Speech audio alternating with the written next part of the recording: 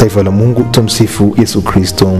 Mpenzi mtazamaji wa Katoliki Moshi Online TV, leo hii channel kupenda na kuletea kumbukizi ya tarehe ya kupata upadrisho kwa mapadri wa jimbo Katoliki Moshi. Na katika tarehe ya leo tunao mapadri wafuatao: Padri Dominic Gimboi aliyepata upadrisho tarehe 29 mwezi Juni mwaka 1996.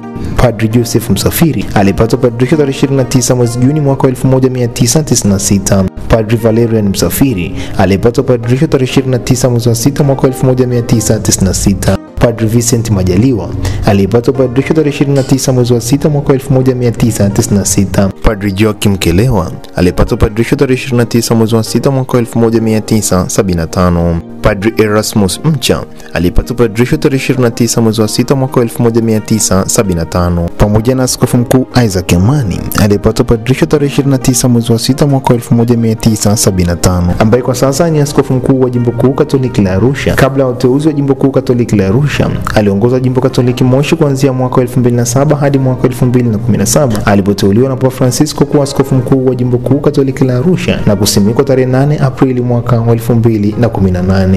Uongozi wa Katoliki Moshi Online TV unawatakia mapadri heri na baraka katika kumbukiza daraja takatifu la upadri tarehe 29 mwezi wa 6 mwaka 2025. Hongereni sana.